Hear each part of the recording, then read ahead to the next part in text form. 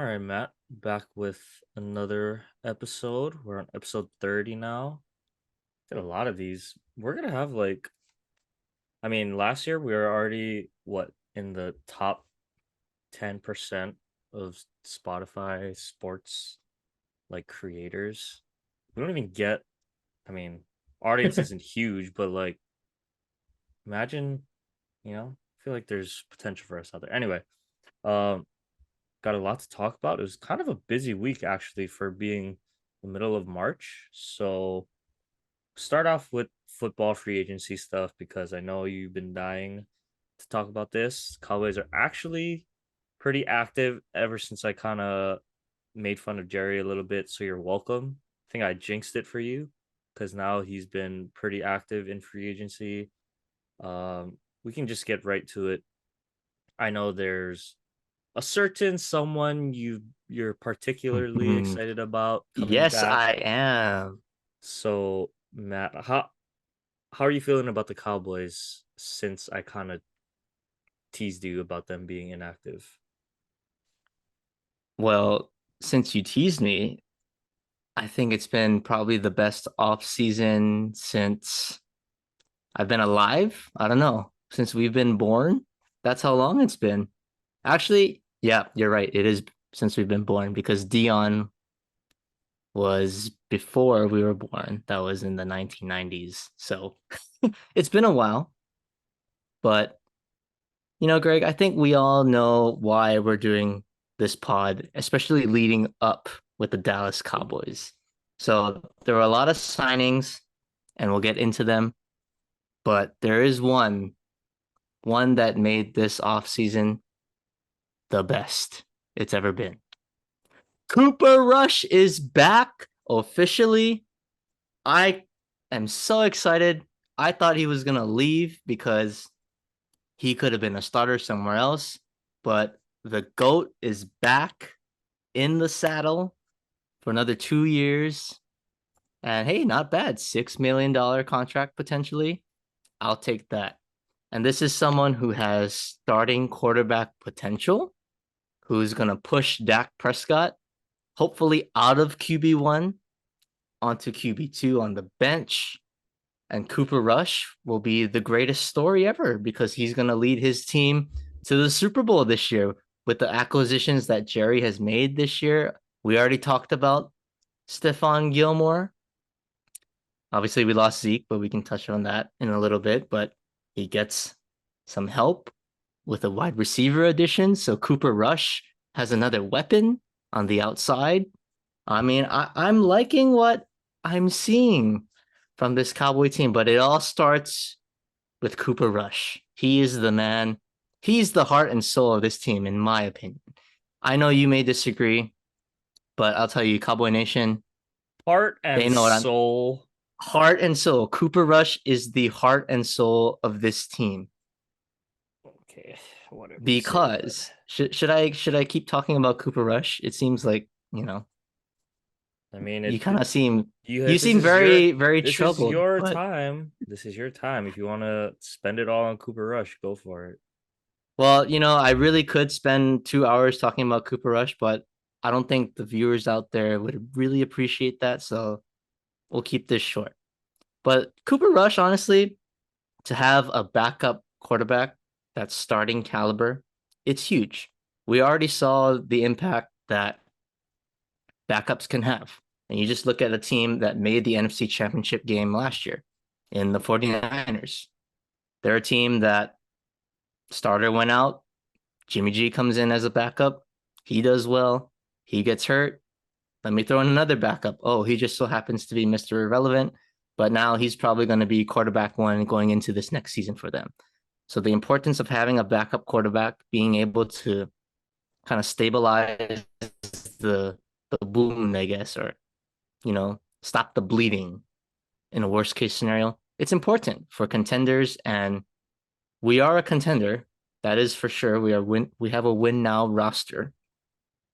But you have to look at things in the perspective of if Dak Prescott, sadly, gets hurt, gets benched for poor play, we have a guy that you can throw in there. He knows the offense.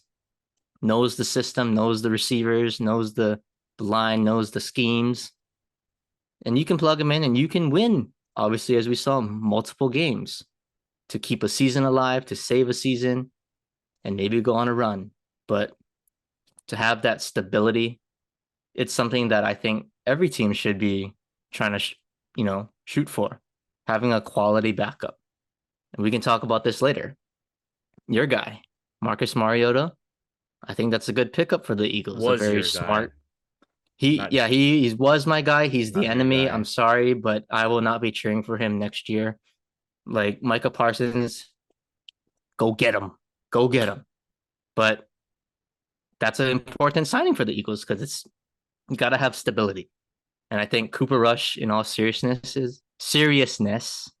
he brings that stability to this team. That's why he's the heart and soul of the team, Greg. He's the heart and soul of the team, and he pushes the starting quarterback to play better. We Okay, don't want Dak Prescott to be, so complacent. Oh, I'm the guy. Like, no, he has competition. so you mean heart and soul, not as in maybe the face of the franchise, but more he is the main supply of I don't even know where I'm going with it. Like he's the hidden thing that keeps the blood pumping. I don't even know what you're We're trying to get at. we're not the Dallas Cowboys without Cooper Rush. Like Micah Parsons to me it's his team. He's the face of the team. He's the poster child. But we don't do anything without Cooper Rush. And he backed it up last season when he went 4-1 as a starter, beat Kirk Cousins 2 years ago on Halloween night, Sunday night football with a game-winning touchdown drive to Amari Cooper. But hey, we lost Amari Cooper. Now we got Brandon Cooks. Maybe he'll be throwing to Brandon Cooks for the game-winning touchdowns this year. But Cooper Rush is important to this team, and we got him back. Cooper I Rush was is not definitely expecting important. The best point you've made so far is the importance every of point. the importance of the backup quarterback now in the league. Like we saw last season, I believe it at least it came out to an average of about two quarterbacks per team played in the seat or during the regular season. So yeah, backup's important, especially with 18 games now or 18 weeks, I should say, and you know, um, guys go down with injuries more. It seems like more now than ever before, which is weird because the sports health and technology should be getting better, but quarterbacks are still getting hurt. So the backup quarterback now more than ever in these tight divisions, when you need someone to win you one or two games during the regular season, those games count. And yeah, like you said, having a backup quarterback, very important. So I will agree with you there. Heart and soul, Matt, that's kind of stretching Yes. it. But if Why you is that feel that stretching way, it? because you're implying that the team couldn't run without Cooper Rush at all.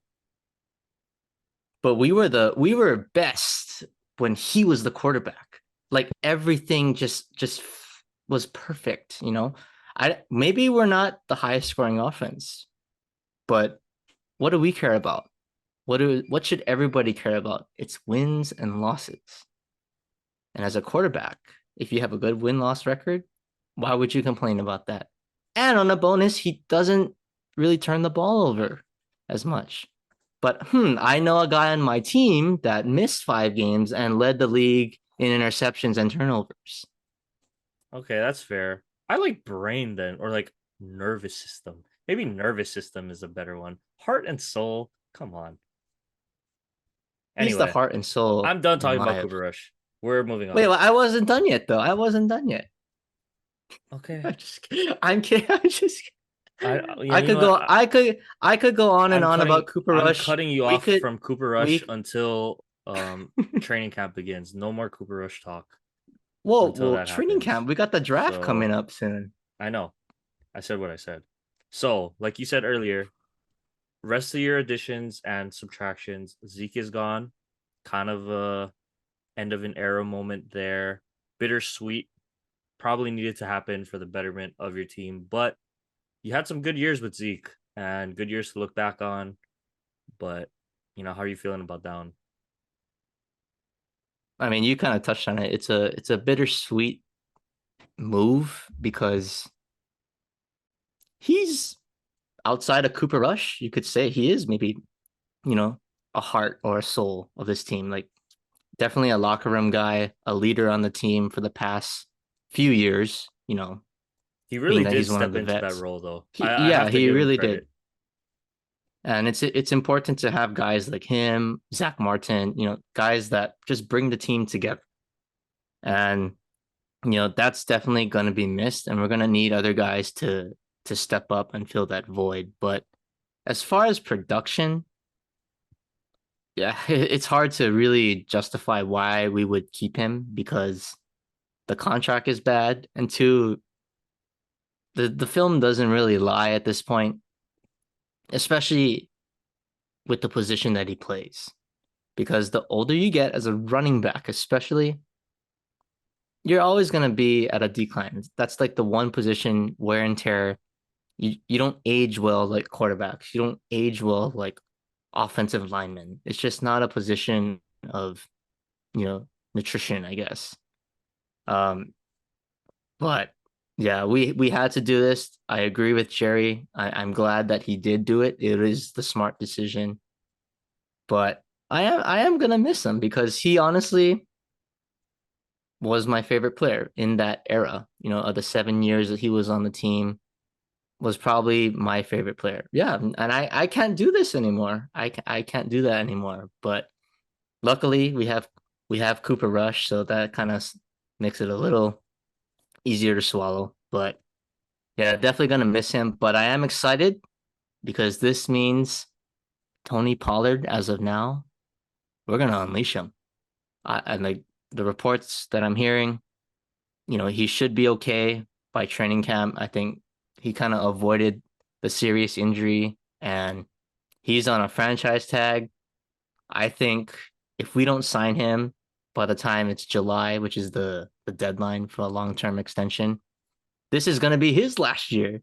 So as a coach or as a business, as a GM, I'm gonna run Tony Pollard into the ground because if this is gonna be his last year, I'm giving him 25 touches a game, 15 to 20 carries, at least 5 catches out of the backfield. So I'm excited to see what he can do being a lead back because in the games that Zeke missed, I mean he kind of put on a show, let's be real. So I think this is great for the team.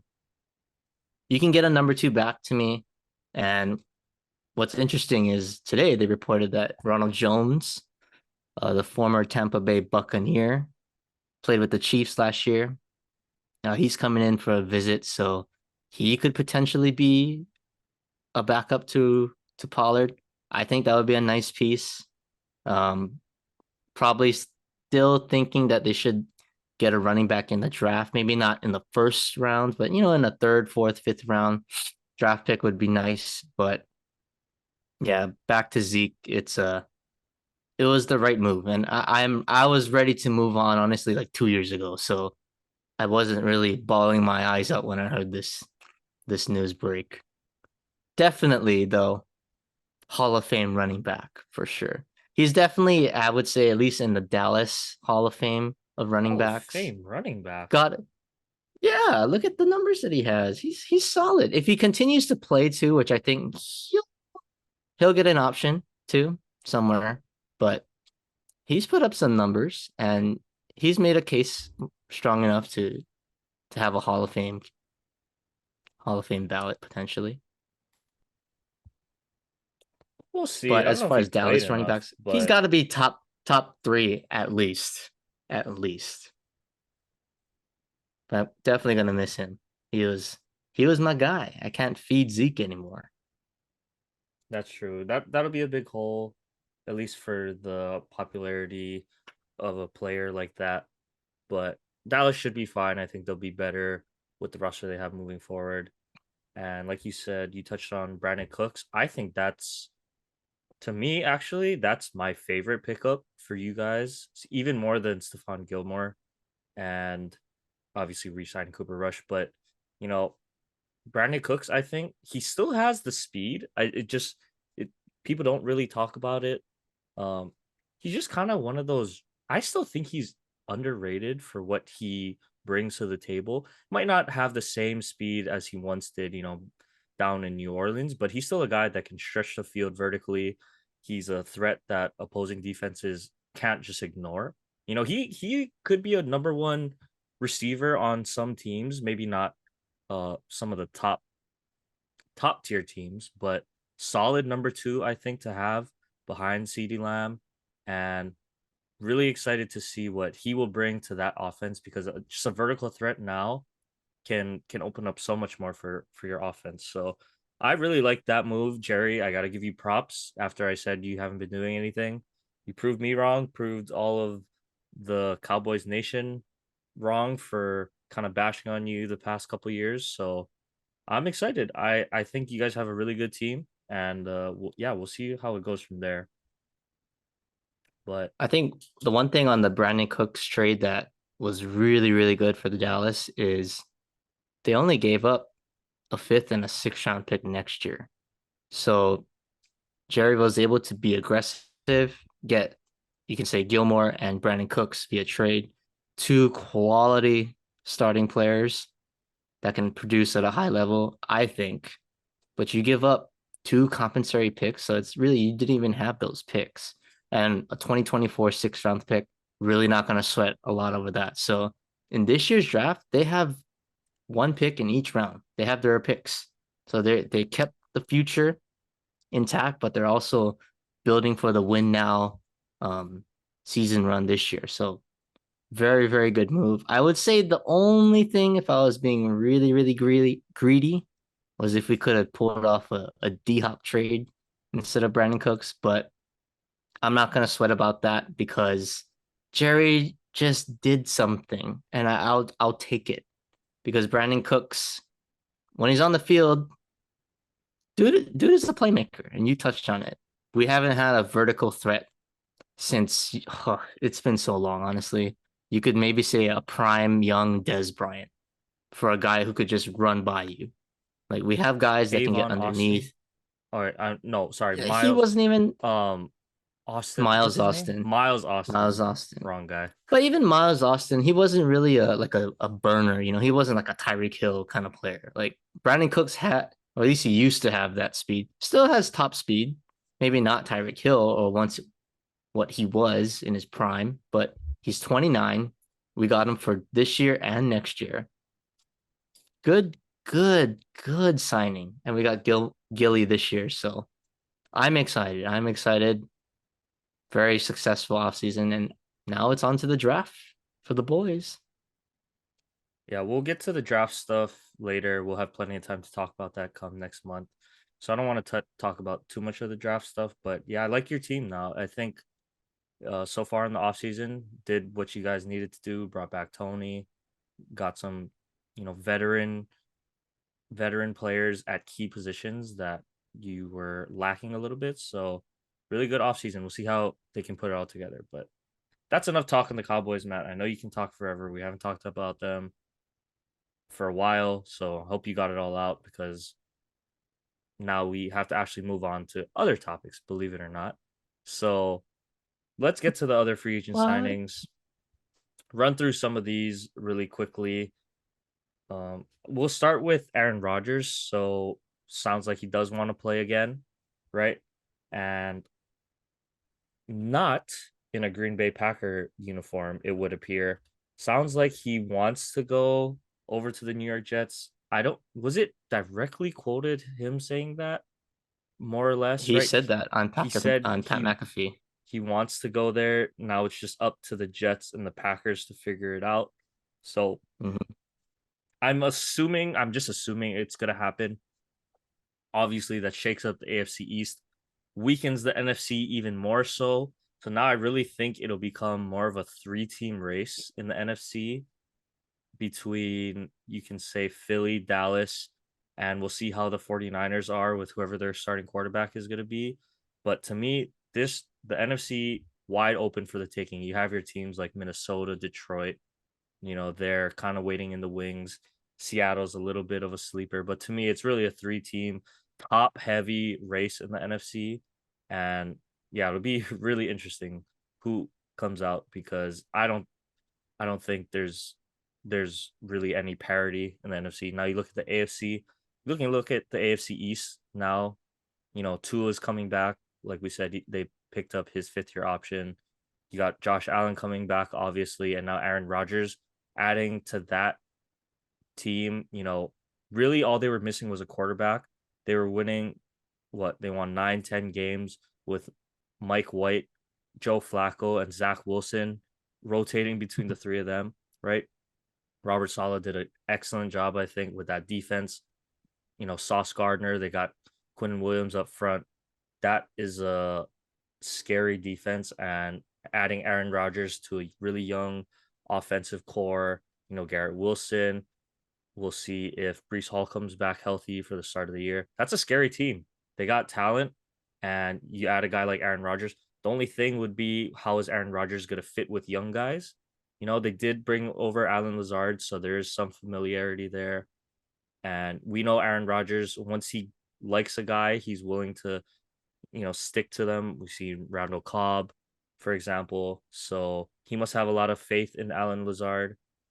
I think I'm a little worried now as a Dolphins fan. I guess I'm a Dolphins fan for the foreseeable future, right? So a little bit worried At just least you admitted because, it. yeah. So I mean, little bit worried, honestly. That defense is already a top five defense in the NFL. Now you add Aaron Rodgers, who can still play to a team that's hungry, right? And it's going to be interesting. The AFC has a lot of good quarterbacks now. We'll see how that pans out. But yeah, Matt, did you want to say anything on this one before we move on? Well, I think it's interesting that Rodgers wants to go to the Jets, and I say the main reason is because of who the OC is. So Nathaniel Hackett, the ex Broncos head coach last year, goes to the Jets now. But again, he was the guy who was the OC for Aaron Rodgers in Green Bay. That's the whole reason why I think Denver hired Nathaniel Hackett in the first place. They didn't even really care about, the football background. They just knew he had a personal relationship with Aaron Rodgers. So maybe this is what the Broncos were trying to do last year. So I think it's really interesting that Rodgers, he's willing to go to the Jets, work with Nathaniel Hackett, and try to make it work. But they're trying to bring the Green Bay Jets. I don't know, with Alan Lazard, maybe Randall Cobb goes over there, or what is his other tight end that he likes? Is it Lewis? Mercedes Mercedes Lewis. Lewis. Yeah, I heard some rumors about that. I was like, ooh, like I don't know about that. To be honest, if I was a Jets fan, like I'm glad Aaron Rodgers wants to play with me, but I can't be just bringing in guys like Randall Cobb, Mercedes Lewis just to please Aaron Rodgers. Like, no offense to those guys, but they've had nice careers, but it's past their time, I think. You got a young core with Garrett Wilson. I like the Alan Lazard pickup. I think he's still got game left, a veteran receiver to kind of, maybe get And the young guys he's really acclimated not that to, old either. So yeah. But I think having him kind of getting familiarity with the younger guys, with Aaron Rodgers is important, knowing how he likes to operate. So I think that's smart. But I would be really, really cautious if I was the Jets on, again, giving Aaron Rodgers the power because we already saw what happens in Green Bay. He gets everything he wants and he's still not going to be happy. So you got to be able to meet some kind of happy medium. But yeah, I don't know. If I was a Dolphins fan like you, I'd be a little worried, but I honestly wouldn't be too worried. It's the Jets. I feel like it's just the Jets. I don't know. Something is it's I just mean, the there's definitely Jets. reason I mean, reason to they worry, have but Mark Sanchez and the butt fumble. I mean, it's the Jets. yeah, a little bit Let's be worried, real. but it's not like Miami didn't do anything, right? We talked about Jalen Ramsey. So yeah, I'm a little bit worried, but still confident in that. But let's move on. There are a bunch of running backs kind of shifting around, getting signed everywhere. So I'm gonna run through some of these running backs. So Miles Sanders gets out of the NFC East, goes over to the Panthers. I'm sure. Yeah, I was gonna say I'm sure you're happy about that. He had a solid year for them. He was a running back one in that run heavy system. He gets paid now, goes over to Carolina to kind of replace the, you know, Christian McCaffrey void, Jamal Williams, right? Had a great year in Detroit, touchdown machine over there. He goes over to the Saints, kind of be RB2 in the tandem, Alvin Kamara, Like that Alexander signing. Mattison. I think that's a big pickup for the Vikings to re-sign him because, as we see, Dalvin Cook will go down 2, 3, 4 games in a season, and Alexander Mattison is right there to fill the hole when needed. And I mean, Dalvin Cook, he's sounds like the rumors are he's getting shopped around a little bit. So who knows? Maybe Minnesota willing to lean with Alexander Mattison as RB1. I guess we'll have to find out there. And I think there were a couple recent signings that happened today as well. So Damian Harris, I believe, went over to the Bills, who they because they lost Devin Singletary to, I believe it was the Texans. So the Texans. That's Houston right. Texans get Devin the Motor Singletary, as they called him up there in Buffalo. I liked him, just didn't seem like Buffalo's offense catered to their running backs as much as they should have, as we talked about, right, all season long last year. Need to give Josh Allen a little bit of a breather. We'll see how the Damian Harris thing works out. He stayed in division, and I like Damian Harris, but it was Ramondre Stevenson's time to shine as RB1 in New England. I really like him. Looks like he's going to be the solidified, workhorse there in New England. So a lot of running backs kind of shifting around different pieces. Um, Out of all these, I would have to say the Miles Sanders one, probably the biggest signing. He's probably the biggest name out there. So I don't know, kind of leaves the Eagles in an interesting spot now as who their RB1 is going to be. This, I believe they still have Boston Scott and Kenneth Gainwell on the roster. I think they said Gainwell, as of now, is the lead back to start the season, but I'm obviously that's going to change with the draft coming up. right, right. But We'll as of we'll now, it's see. Gainwell. We'll see who they pick up. Gainwell, I thought he performed pretty well for them in the time that he got touches. Boston Scott, kind of like that Jamal Williams role. He's just like a touchdown machine. He just sniffs out the end zone somehow. He's so small though, but He he's is just yeah, he he's like he's a a good player. more I admit. muscular Darren Sproles kind of player. He's a solid guy. He'll give you grit, and will definitely, he plays bigger than his size, right? So you always want guys like that on your roster. But you must be a little bit relieved that Miles Sanders is gone, at least, right? Yeah. Yeah, honestly, yes and no.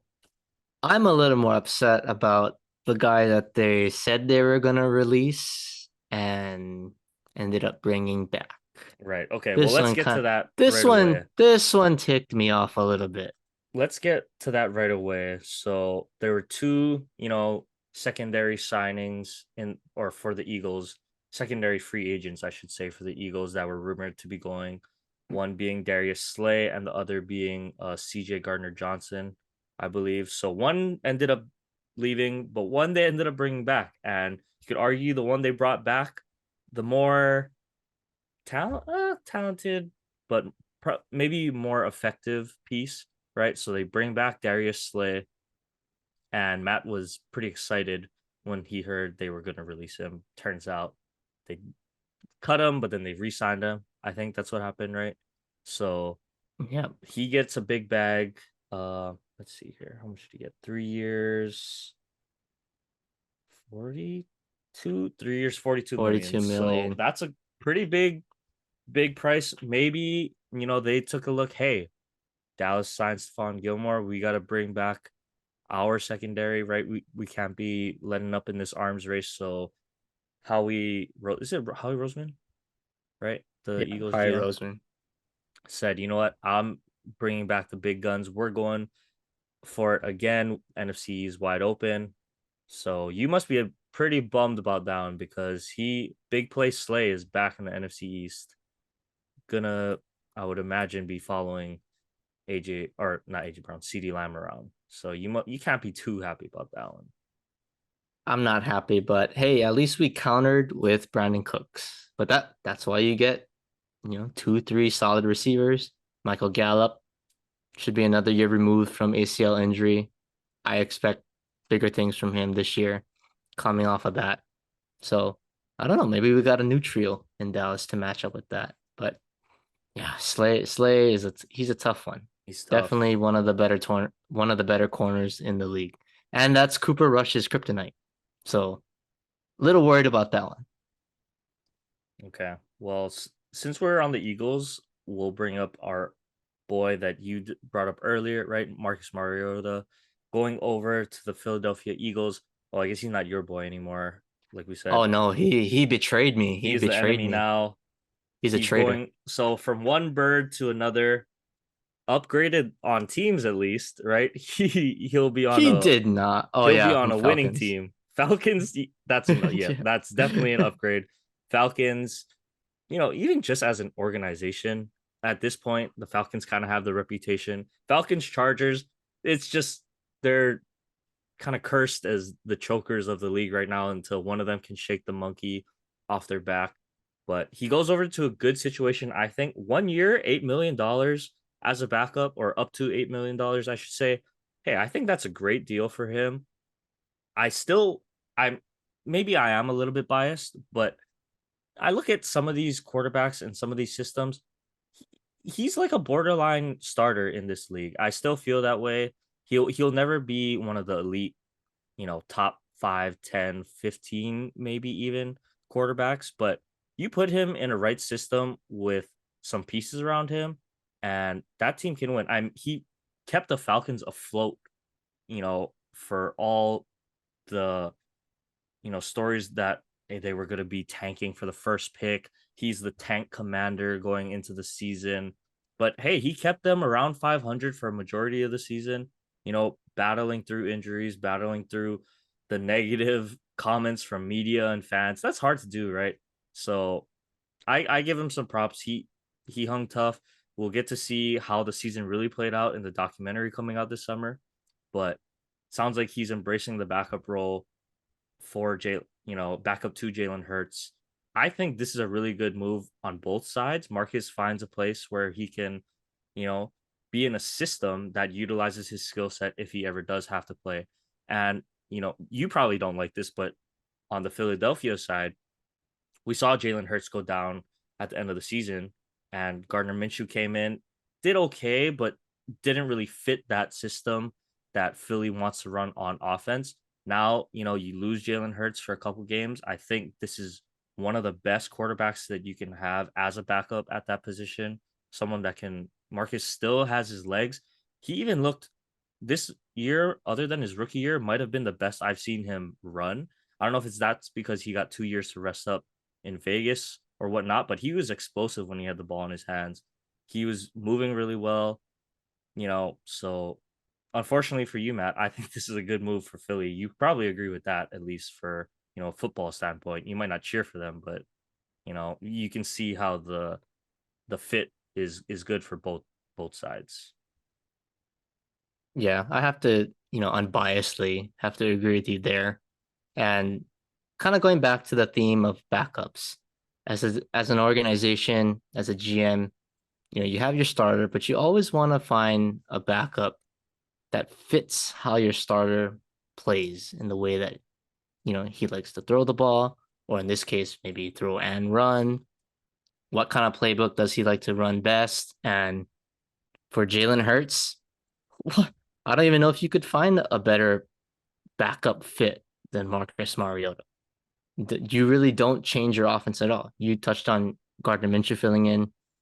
Not quite the runner that Marcus is. Maybe he's a little bit better passing, but the Eagles, that offense with Jalen Hurts, it's not the same if the quarterback can't run. Like Jalen Hurts sitting in the pocket, yeah. If I'm an opposing team, that's exactly what we want them to do. But if he's running around, scrambling, running read options all day, like that's when they're at their best. And Mhm. you don't change a thing schematically with Marcus being in the lineup. But, as we always talk about, being that Marcus is from Hawaii, we always want him to succeed. And if we look down the future, it is a 1 year 1 year contract. contract. So let's just say, for the sake of argument, Jalen Hurts misses, 3, 4 games. Marcus comes in, maybe goes 3-1, does okay. Do you think he has a chance to be a starter I again definitely in think this league he'll have a next chance to be a season? starter, but he's gonna have to prove it at a certain point, right? I think now the thing is he's kind of maybe can be a Ryan Fitzpatrick esque kind of role, you know, has juice for a couple games, but consistency has been kind of an issue throughout the career. Our team's willing to take a chance. At least the bright side, he is only 30, turning 30 years old this year. So he's still relatively young. I mean, he's not an old 36, 37-year-old quarterback now. We saw what happened to Geno Smith. I think that is going to give a lot of hope to Marcus. It would That's a give me dream hope. scenario, though. That is the dream scenario, right? You land in a place you can get familiar with, play out, whatever time you have really well. There's still time. I think I wouldn't give up just yet. And if I'm being honest, even if he doesn't start ever again, I think he can still remain a backup in this league as long as he wants for the rest of his career. Backups, I mean, yeah, you're a backup. You might not get the glory, but you still get good money. You're still a part of the team, all that good stuff, right? I mean, making $5 million a year for the rest of his, let's say, 10 more years, right? Hey, that's pretty good. I would take that. So it's not the worst scenario for him. Obviously he would like to start, but yeah, I think this is a good fit for him. I'm glad he gets to go to like a good functioning organization too. Not Vegas or Atlanta or anything like that. Philly, they're pretty solid, so not too concerned on that. And let me just wrap up some of the signings here, right? So another big one I passed over: Orlando Brown gets a big contract, 4 years, $64 million to the Bengals. I'm sure Joe Shiesty's happy about that one. He'll have time to throw in the pocket for once. Look out, because we all know if you just protect Joe, you, you guys have a chance. Been saying it all year. We might have to, find out a little bit more about their running back situation with the whole Joe Mixon thing. Still not sure how that's going to turn out. We can get to that later as, things kind of progress more, but we'll keep an eye on that one. And let's see, Adam Thielen over to the Panthers. So they replaced DJ Moore with Adam Thielen. Adam Thielen, a little bit older receiver, kind of overshadowed by Jay Jettis over there in Minnesota, but still a solid receiver. I'm not sure he's a number one receiver anymore, like he was, when he kind of broke out from that special teams role.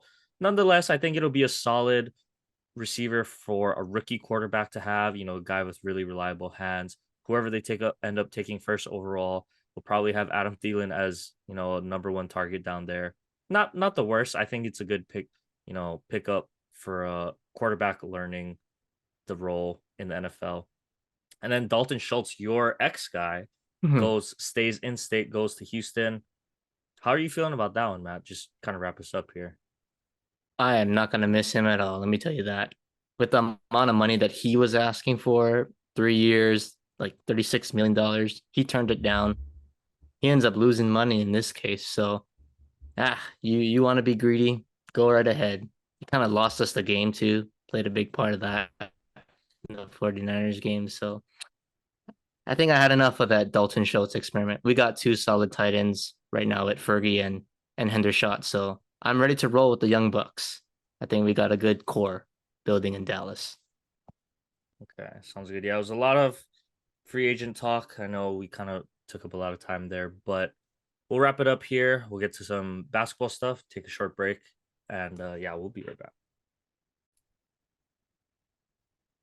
Okay, so there's a lot of football talk, but it's time for basketball because we got NBA and March Madness.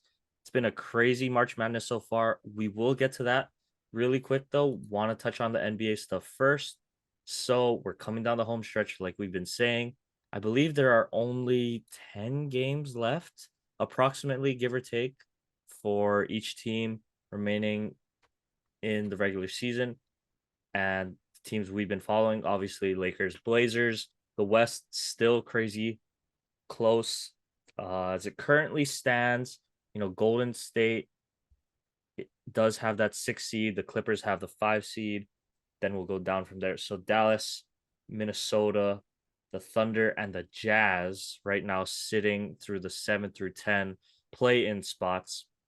So Lakers half a game out. We did drop a key game there. I'll talk about the Lakers first.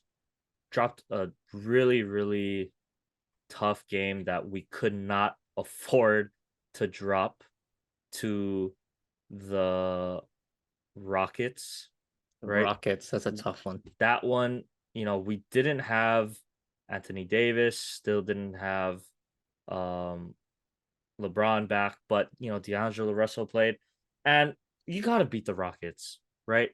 In an important, you know, stretch like this, can't be having a game where you fall to the Houston Rockets, who there's still a bunch of young, talented guys, but still don't really play together when it comes time to win. Austin Reaves, though, the one bright spot, 24 points. He's kind of been our guy, and I am I said, right, Matt, someone had to step up out of those role player guys. And I really think it is time for Austin Reaves to solidify himself as the can't believe I'm saying, but as the fourth quarter primary ball handler, decision maker, leader, and sergeant of the offense, general of the offense. Without LeBron now, D'Angelo Russell, I think he is capable, but something about Austin Reaves now, when I watch him play, it's collected, it's almost vet like. He's only been his second year in the league, but he has the composure. It looks like the killer will. He's not afraid of the moment. So, let's get to I want to get to the Magic game because, well, I mean, we can talk about the Mavs one first, actually, because I need to go off on Anthony Davis a little bit here. The last stretch that the Lakers had, they're up 4 points, right? And up for less than a minute to go, you think, all right, just don't give up a three or try not to contest the threes. Either way, go down, hit your foul shots, game's over, right? Realistically, that's the NBA. That's how it always turns out. So, lo and behold, right, what happens after we go up by 4 points? Dallas comes down. They find Maxi Kleba, foul him, and he's only been, a 60% shooter, but Anthony Davis fouls him on a 3-point shot. So now they have, they stop the clock, have chance to hit 3 free throws, go only down 1. Of course, Maxi Kleba does that. So now, we're only up 1. We run an inbounds play, Darvingham, and Anthony Davis has struggled this year in late game free throw moments. He's shooting pretty well, like 85+% from the line, but you know, you got to hit those shots in the moment to be the guy, right? How many times do you especially talk about this? I've already kind of given up on it, a while ago, that I don't think Anthony Davis is going to be the guy. You keep thinking, or keep saying, at least he has to be the guy. And what is I the think guy? you would agree too on that statement. Oh, I would agree, but at this point, he's always gonna be like a 1A. He's never gonna be number one to me. He's gonna be, you know, the superstar that can step up. Is he the one that's gonna lead this team? I still really don't know. But anyway, I was having like flashbacks to UH games, right? Where we need to hit free throws in, close scenarios. At least this one we were up 1, but he misses the first one. So now best case, scenario will go up 2, and now Dallas has a chance to tie or win the game on the next possession. So, we go ahead, hit the free throw. Dallas takes the ball, comes down the court, and we play 4 players on the Lakers played excellent defense, I thought. Right? Dennis Schroeder stuck with Kyrie, which is really hard to do.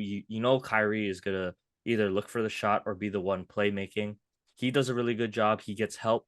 The second defender, comes over. I don't remember if it was Wenyen Gabriel or Vanderbilt or what one of those guys, but they come over and they trap Kyrie so he cannot get a shot off, right? And I'm thinking, oh my goodness, that's all we needed. I think, we can trap them. They're not gonna have time to get a shot off. He somehow finds a way to wrap the ball around the two guys over to a wide open Maxi Kleber. And I'm thinking as the ball is in the air flying towards him, how is he this wide open? Who is on him? Then he catches the ball. I see Anthony Davis sprinting to close out. I'm like, what are you doing sagging off of him that much? Ball's in the air. I'm just praying. I'm like, oh my goodness, please. Hits the shot, goes in, and I was pretty mad because of what that game meant. We were neck and neck with Dallas, and we win that game. The winner of that game gets the tiebreaker. So now Dallas has the tiebreaker. They move 2 games up on us. We drop one, right? Now, as it currently stands, we're sitting outside. And just Anthony Davis, man, what happened? What You can't be having lapses like that, right? Um, I'm not sure why he was drawn in so much by Kyrie when we're getting doubled. We're doubling him anyway. Like we really have to triple team him. You think he's gonna get a shot off? And at the very least, you don't leave a 3-point shooter. Maxi Kleber, he's not a great free throw shooter, but he's known to be a catch and shoot big, right? Off the pick and pop, I guess you could say. That's kind of his bread and butter. So you gotta know like in the moment what you are doing and who you're guarding. If that's say Boban, for example, right? Out on the perimeter, all right, you can kind of sag off of him to let him shoot a wide open three, but not a guy like Maxi Kleber. So just a complete lapse there from AD. He said after the game it was his fault. That was my rant thing. I was pretty mad about that game. Because that was such a big game for us to lose. That one hurt. We're gonna need I don't probably gonna need a little bit of help now just to make the play in. I was really holding on to hope we could make that 6th seed. It's gonna be really tough now, I think, with our schedule coming up. So can't be dropping that one there, Matt. But I want to get to one good thing before you chime in. Austin Reaves, like I said, stepping up big. I want him to be the guy now in the fourth quarter. I think he can be the guy. I mean, 35 points the other night. He has just been what we've really been needing without LeBron. And that's someone to take control of the offense and someone to kind of he fires up the crowd. He's a guy that I think his teammates trust him with the ball late in late in games, coming down the stretch, clutch situations when the Lakers had a big lead against the Magic, let that slip away. It was a tie game. Here comes Austin Reaves to come up, hit big shots. So, he's always been the hustle guy, kind of a semi 3-point shooter. Now he's kind of evolved, taking that step. I'm serious. I want to see him even over D'Angelo Russell, and I love D'Lo, but I want Austin Reaves running the offense now. If LeBron's not in the game, I want it to go through. Like I love Dennis Schroeder. He's been playing well. D'Angelo Russell's still playing well, but to me, it has to be Austin Reaves because he just runs that pick and roll with Anthony Davis so well now. And so teams are having a hard time guarding it. Until someone makes an adjustment, I think that's what we have to roll with. Ooh, I could hear a lot of anger in your voice, a lot of passion. Haven't heard I a was long Lakers mad, rant. man. We haven't heard a Lakers rant from you in a while, so you That had was to let off frustrating. some steam. I did. But I do want to comment on, let's go back, a few games to the Rockets game. Not going to really touch on the game itself, but more on the coaching staff. So you mentioned Anthony Davis doesn't play coming off of, it's a back-to-back game. But my thinking is it's the Rockets, and you're a team that's on the bubble. Every game counts at this point. Why is Anthony Davis not playing? Like, unless he is really hurt, he better be on the floor. So I don't know if that's on Anthony Davis, which personally I don't think it is. But come on, Darvin Ham, like you gotta play your guys. Every game count. You're not in the 1 seed up 7 games with 10 games to go. Trying to load manage everybody. Like you can load manage in the offseason if you miss the playoffs.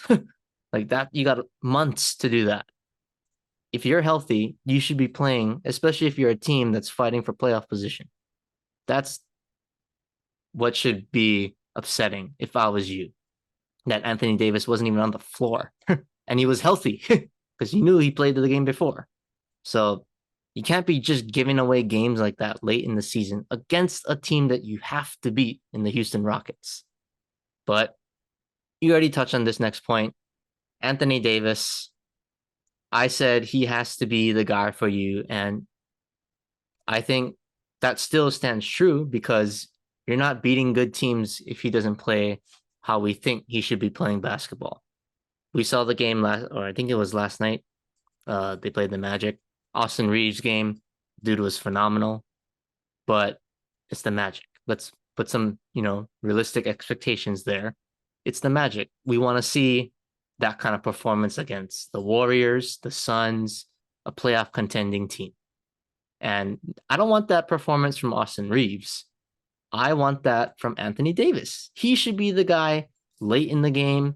Give me the ball. I'm going to dominate whoever in the post 1-on-1. If they foul me, I'm going to go to the line with confidence and knock down my free throws. Like Anthony Davis, it's always it's the motor with him. We know he's one of the, you could say, 5 most physically and skillfully talented players in the NBA based on his frame. But we just don't get it consistently. And I understand your frustration because kind of sounds like a Dak Prescott, kind of situation. Very inconsistent, a guy who's highly paid, max contract guy, but you pay for what you want to get on the court in production. And if I'm paying Anthony Davis top dollars, heck, I get you can have an off game. No one's going to score 35 points every game, but it can't be I do good one game, I do bad the other game, then I do good the other game. Then it's like there's really no consistency with him. And that's super frustrating to be a Lakers fan. So I don't know. This maybe the Lakers say they missed the play-in, missed the playoffs, might have to reconsider options with getting LeBron another sidekick because Dame that's a Dollar. tough. No, no, we can't do Pick. that. We You gotta gotta talk about get Dollar. no. I do. Do you know how? Okay, we can talk about this in a little. You know how insufferable the Blazers would be to watch to have Anthony Davis and Yusuf Nurkic. Oh my goodness, that would be just torture. That would be awful, awful. But I do want to give props to Austin Reaves. You already touched on it briefly, but I don't know, man. He's turned into a solid player. Last year kind of was that, hustle guy, energy guy, but he's really turned into a solid 3-point shooter and a guy who can score off the dribble. And we already know that defensive tenacity is there. Not the most athletic, but he's going to play hard. And I saw some reports that he's looking for some money this summer, I think we you pay know, him 4 years, 50 4 million. years, I don't know. 50. If I'm the Lakers, I'm trying to keep him. I I would think pay him. you got to keep him possibly over D'Lo, to be honest. So yeah, shout out Austin Reaves. I love the effort. He's definitely stepping up, trying to be the guy with LeBron being out. But yeah, Anthony Davis as a whole, that's the real issue here for you. Yeah, I agree. And before we get to the Blazers, Matt, just I think Austin Reaves has kind of been one of those role players, even you could say, but really a 2 or 3 that can step up when LeBron is out. We've been trying to look for a guy like that for a while, I think now. We tried with Dennis Schroeder a couple years ago. He left, right? Didn't really want to stick around for that role. We tried with Russell Westbrook this past year, right, to kind of lead that second unit. But I think Austin Reaves is that guy from what I've seen so far. And I really, really hope we keep him. It's kind of like not quite Alex Caruso 2.0, but he brings that same electricity. He pumps up the crowd. He's a better shooter than Alex. Maybe Better not score. Yeah. as athletic per se, right? But, still gritty defensively, will give you good minutes off the bench. Even could be a potential starter if I'm being like quite honest. Maybe we start starting him at the 2. Something to think about as we go, on to next season, playing him alongside LeBron, giving LeBron a break. Either way, however you want to put it, I think he's a guy I want in the game not afraid of the moment, right? He's a smart player. He's gonna make the right basketball move. So 4 years, 50 million. That's a big price, but I really hope we can find a way to keep him. If I'm being honest, so yeah, let's move over though to the Blazers. We had hope, right? The past two pods that maybe they could sneak in. Look like maybe just maybe they could hang on and have a chance. But if we'll go back to the podcast we had with Logan, right? We talked about their tough East Coast trip that they had. And ever since they went on to play Boston, they have lost 6 games in a row now. So, the season looks more bleak by the game. They have to play they have to play Utah, who's not exactly a walkover right now. They're still fighting for a spot to get into the playoffs. So the Blazers might be cooked. Kind of the same old injury bug hits them at the wrong time. Guys can't step up without Dame. I don't know, Matt. I think is it time to just sit Dame, or you wait till you're completely mathematically eliminated? But I don't know.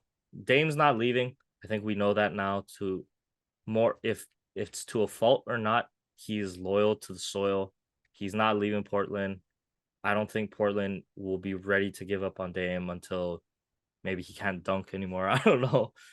Maybe till he's Yeah, old. that's the key.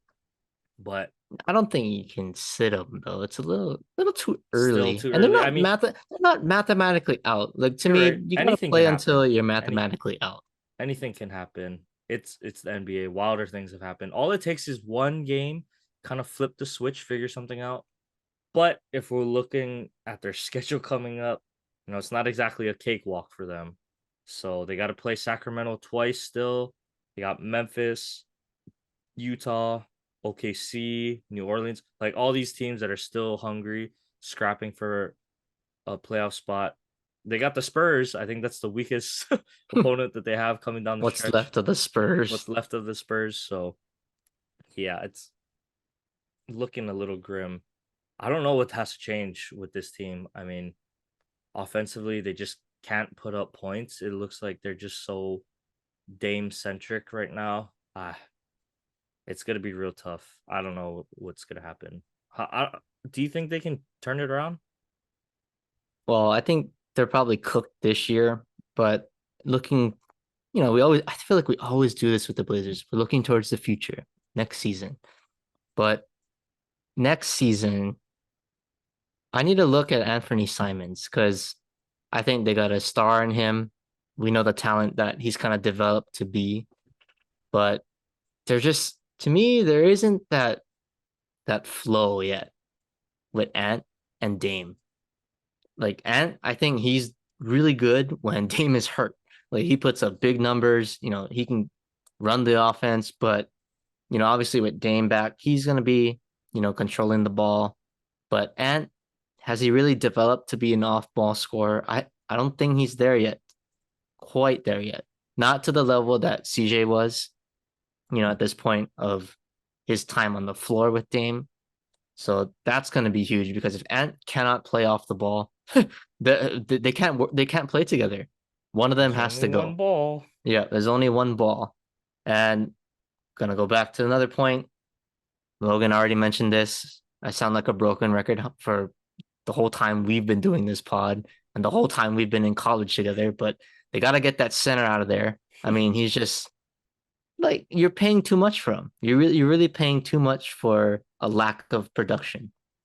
He did have a nice game, you know, this last game. They ended up losing by 15 anyway, so it doesn't really matter. But we need a big. We need a dominant big, not a guy who can score, but we need Anthony a Davis. guy who can play defense. I'll give you Anthony Davis. You Or give Anthony Davis us with Jeremy Dame, no Dame. Grant and Oh, come. Shaden Sharp. I'll take it. You would take Jeremy Grant over Anthony Davis. Well, not just him. Maybe him. You give us Shaden Sharp and I don't know, Cam Reddish or something. Deal. Now, I would do that. because I think maybe actually no, you take Nurkic. You gotta take No, no, you no.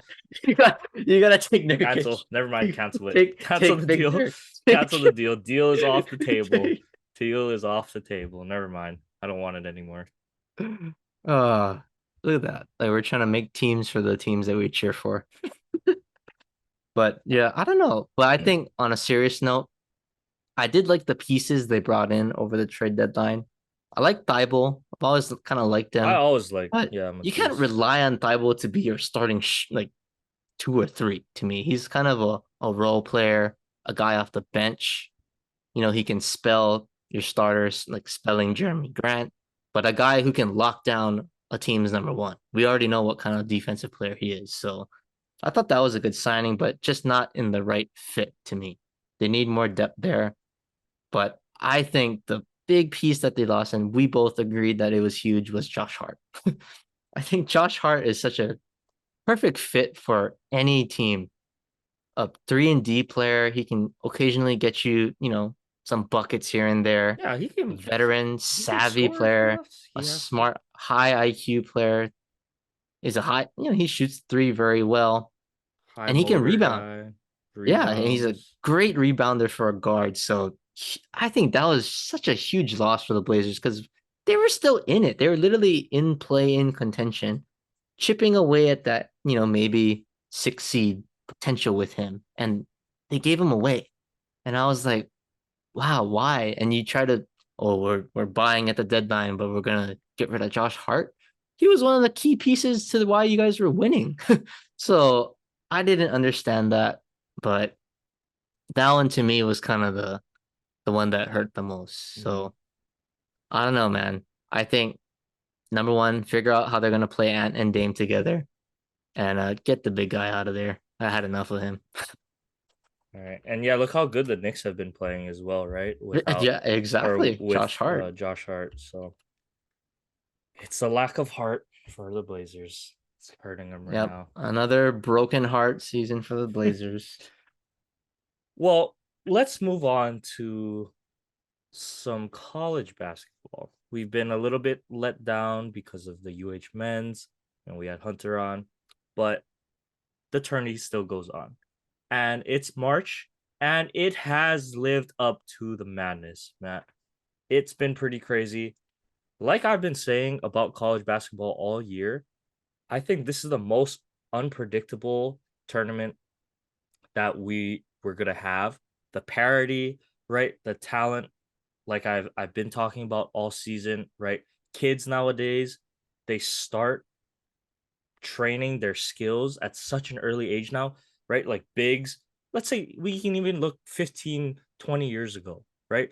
Bigs would never learn how to dribble, never learn how to shoot, never learn how to pass. They learn how to, have some post moves and rebound the ball. Now, the talent across basketball the past, 5, 10 years, even, you know, kids are getting so skilled so early, and you're seeing that talent get distributed across the entire nation. I really think that. And now, especially with the NIL deal, with the transfer portal rules now in effect, you're seeing the ultimate mecca, I think, of what college basketball competition could be. Right. So let's get into some of the games. Round one, we already had the craziness ensue. Right. So Furman starts it off by upsetting Virginia on, I mean, That was just the first like third game of the tournament on the and first round. a just a complete miscue by the Virginia player, K.A. right? Clark. Yeah. Throws the ball, panics, right? It was more of like a panic. He just kind of chucked it up to his player, hoping he would get it there. The Furman guy steals the ball, kicks it to for a three, and he hits it, and it's March, right? Chaos Oh, ensues. Kevin Harlan on the call. What else could you want? And what a way to kick off the tournament, right? So, I mean, unfortunately, I think Furman is out now, though, right? They didn't get to move on. mhm. So, unfortunately, they came up short. But let's get to one of the Cinderella seeds of this tournament, and that's the good old Ivy League boys of Princeton. So they are on to the Sweet 16. First of all, they took down Arizona, which I think a lot of people had as, one of the favorites to win it all with how they had looked this year. Here comes Princeton, you know, coming along, upsetting them. They also took down, what did they take down? Um, They beat I gotta look who this did they up. beat? Missouri. Missouri. So they beat Kind of number handled them seven pretty Missouri, easily. handled them in 15. They have a tough test against Creighton. I mean, all the teams left now are pretty good, I would say, once it gets down to the Sweet 16. All the teams are pretty good, but yeah, to upset Arizona in that fashion, then keep the momentum going, because that's the thing, right? A lot of the Cinderella teams, it's college basketball, so many different things can happen. It can be the other team is having a bad shooting night. You're having an outstanding shooting night. It could be, more or less some of the calls go your way, some of them don't. The ball bounces your way off the rim, sometimes it doesn't. And that's why a lot of Cinderella teams, it's like, oh, it's a great story, and then they get bounced out in the second round. Or they look really good and then it kind of tapers off. Princeton, they look pretty good so far. We'll see how long they go. But yeah, they have a tough test against Creighton. But the real shocker, right, Oh which we my need to get goodness. to, Farleigh Dickinson. We are now Who? um two out of the past three tourneys have witnessed a 16 seed beat a one seed, right? I believe, who is it? Oh, UMBC beat UMBC Virginia. beats Virginia, right? And wait, was that 2 years ago or was that 3 years ago? Might have been 3 years ago now. No, I think it was actually longer. Maybe like 5 years ago. Was it that But long ago? It still feels. Oh, relatively you're right. recent. 2018. Wow. Um, and that, I mean, that was a complete shocker because UMBC smashed Virginia. It wasn't even close, right? So that was a 20-point win. Oh, I can't believe 5 years ago. It didn't feel like that long ago, but yeah, 5 years now. Um, we have a 16 seed beating a one seed, and they were, I mean, Farleigh Dickinson shocked because they didn't like the size of their players versus Purdue. It was like they had guys that were like our height out there playing against 6'5", 6'6". Against uh Zach Edey in the middle. so and they shocked the world. Purdue, even being a one seed, a lot of people like them going all the way. There goes that Boilermaker train right there. And unfortunately, they were still in it against Florida Atlantic. They had a chance. They kept it close. Just FAU was able to pull away. It's still nonetheless a great story. I think it gives a lot of hope to you know teams and schools now recruiting. Hey, you can go to a 16 seed school and upset a big number one. So I think that really helps. Um, yeah, man, it's been a crazy tournament. We lost Duke, the reigning champs. Kansas is out now. And then Michigan State upset Shaka Smart and Marquette. It's just been absolute madness. I want to get your take on the tourney so far. What do you think has? Why do you think everything's going so crazy now? It's March. That's why everything goes crazy. But I there's no by the way, no perfect brackets remain Hmm. after the round of 32. So I don't think that's a shocker to anyone. But the upsets to me have been at least the ones that I've watched. I didn't really watch the Farley Dickinson Purdue game, but I know that Farley Dickinson, they said on the scouting report, they were playing with tempo, weren't really letting Zach Edey kind of get set in the paint. Like they were trapping him, just really causing havoc with their lack of size and using their speed. But I look at that Furman game and then Virginia. We always know Virginia, kind of like San Antonio-esque, very fundamentally sound, not gonna beat themselves. And for Virginia, it was like, oh my goodness, where did this come from? Kihei Clark, dude has been in college forever. He was on the national championship team like 5 years ago, 6 years ago. So that's how you know he's old. But for him to throw that ball up with that much time left, one, he had a timeout. Two, there was a guy on the right wide open. So you had two options there. You take the worst one. And as soon as he threw it away, I was like, oh my God, he's going to hit this three. And sure enough, it went in. And then Princeton against Arizona. I watched that game down the stretch. They were taking away Oscar Tubelis, the guy for Arizona. So it was to me, it's like these higher seeded teams, the big blue bloods, they were crumbling under the pressure. It was like underdogs could taste it. They knew they had them. And for an underdog to stay in the game, that's exactly what you don't want to do if you're a top seed, because that's when all the pressure gets to you. And even for the best fundamentally sound teams like Virginia, that you can't really practice for that. So that's what I've noticed. But I want to talk about my bracket a little bit. So I said on the last pod, my Final Four teams. I am down to two. Not looking so good right now. I lost Duke, which is a team that I was really confident in. They got kind of manhandled by Tennessee, and I lost Kansas, the defending champs. So I'm not looking great right now. At least I got Alabama and Houston. I think they were my two finalists too. So I'm I think they're crossing my my fingers. favorites right now, though. Hopefully, at least one of them makes it to the Final Four at this rate, what we're seeing. But yeah, this tournament has been unreal. I will say though, I was right about Creighton. I said that was a Cinderella team, a lower seed to look out for. They could be dangerous. They're playing Princeton now in the Sweet 16.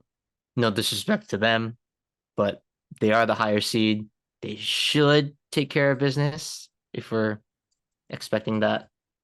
So I would think they would at least get to the Elite Eight. But yeah, this tournament, I don't even know.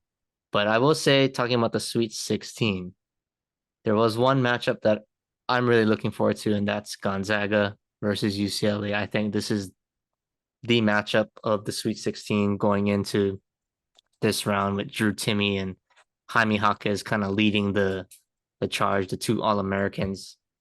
To me, one of the, you know, two out of the best 10 players in college basketball this season. I'm a huge fan of UCLA's team and their game, so I'll be cheering for them against Gonzaga. We already know we don't like Gonzaga at all. Yep. So I don't know. They got this is going to be a very interesting tournament. I will say. I just want my bracket to not do so bad. I didn't That's even fill out a kind of what I'm bracket, cheering so for. Yeah, Duke is gone, so yeah, whatever. But yeah, kind of just hoping Alabama and Houston make the Final Four just to see I got some teams in, because my bracket is not. I didn't even look at my bracket. I just know it's terrible right now. yeah, I really like how I think Alabama is so far is my favorite to win it all. But yeah, we'll see. It is March. But Matt, before we completely end our basketball talk, we got to talk about our women's teams. Unfortunately, neither of them made it out of the first round.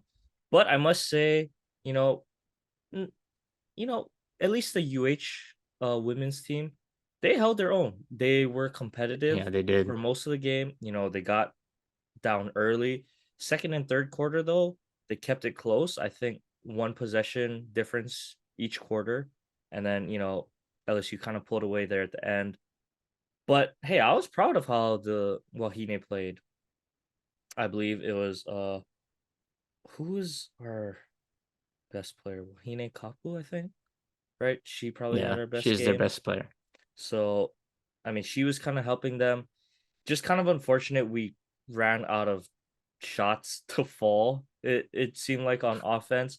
I mean, you can only do so much with Angel Reese of LSU there. Not to mention, it's not like the men's tourney where you're all playing at neutral sites. This one you're playing at LSU. It's a road game. It's a True road road game. game. So going in that environment, I was proud of how uh the Wahine played tough defensively, just couldn't quite get a flow together offensively in the fourth when we needed it. But hey, I mean, now that's what back to back conference championships, so something to look forward to in the future. At least we'll always have UH women's to cheer on, Matt. The men's, we'll see how it goes on the men's side, but who knows? Maybe hopefully this will start turning into a pretty common theme for the UH women's basketball. So that's something to look forward to. And then our alma mater, Portland, they got kind of roughed up against Oklahoma, but Oklahoma right now looks like a really good team. I believe they're also on to the Sweet 16. So their team looks pretty good. Still nothing to hang your head about. I believe that's two in the past 3 years for the UP women pilots team. So hey, nothing to hang your head about there. Hopefully they're building something good up there. It can bring in recruits and uh, keep the winning ways going because kind of similar to the the UP men's basketball team, at least since we were in school, have not They been. regressed a little bit this year. Yeah, they regressed a little bit. So we'll have to see how it goes there. But yep, we'll be updated on March Madness and things to come in the next pod. By then, I think it'll be the Elite Eight by then, It'll be or Sweet maybe even the 16. We Final should have the Four. Final Four. We'll We have should the have the Final Final Four. Four next week, so it'll be an Yep. interesting team, and we can all see how Matt's brackets played out. But other than that, let's end our basketball talk and then get to our last World Baseball Classic discussion. So stick around. Okay, Matt, we just finished watching the conclusion of the World Baseball Classics, so we decided to delay talking about it until today, and I'm glad you suggested that because it was definitely worth it. Could not have waited a week to talk about the final today, but let's kind of recap the tourney as a whole before we get to today's game. So I guess we can follow mainly the two finals teams, but we'll talk about, the kind of surprises and things that kind of transpired during this tournament. So early, right, we were discussing favorites and who we liked and looking at the Dominican Republic's team just on paper. Probably the best team on paper throughout this tournament. Definitely had the biggest names, superstars across the board, every position, just talent everywhere. Lo and behold, they don't make it out of the group stage. I think that was probably the biggest shock of the group Probably. stage.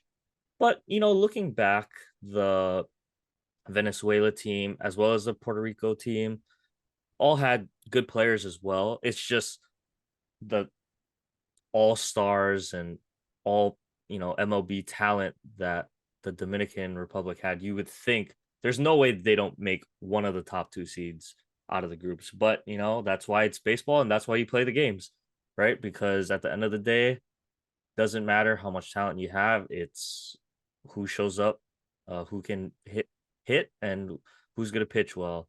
So unfortunately, we didn't get to see the big names move on from the Dominican Republic, but I think Venezuela and Puerto Rico definitely provided excitement, going forward through the um, quarterfinal rounds. So that'll bring me to one of the points that we can talk about a little bit later, just regarding players and should they play, should they not play, because there were quite a few injuries that occurred along the way in this tournament. Unfortunately, you hate to see it, right? But the Mets took it pretty bad, right? So they lost Edwin Diaz for 6 to 8 months. Sounds like he's going to be more than likely done for the He's done for the year. season. So that's a big loss for the Mets, who are definitely in that win now mode, right? You lose their closer, one of the best closers in baseball at the moment. It's going to be a big loss for them, in the regular season and especially come postseason time.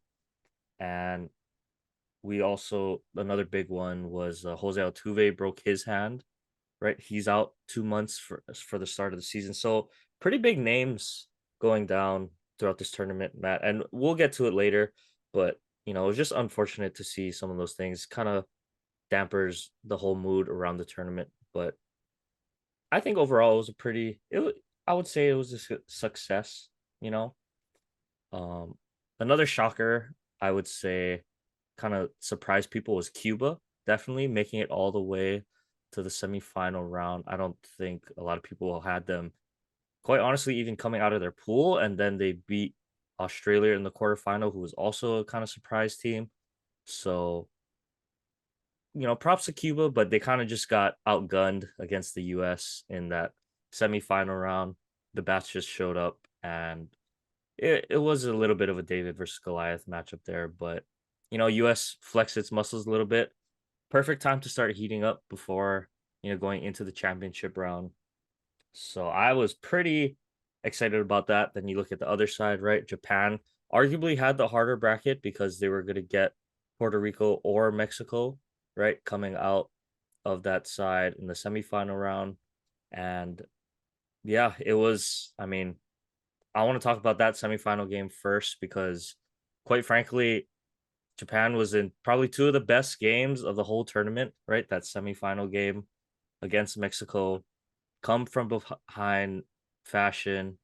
And you're not going to like it, Matt, but you're going to be seeing a lot of a certain Japanese player in red that might give you guys some trouble. I don't know how excited you are facing, is it Yoshida, right? So uh Masataka. Masataka Yoshida, he arguably the second best hitter throughout the tournament, for Japan.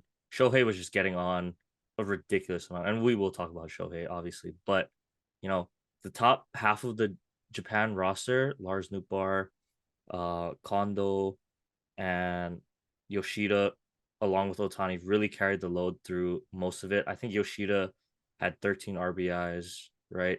He led But the WBC and led the RBIs this tournament. WBC and RBIs. So, you know, props to him.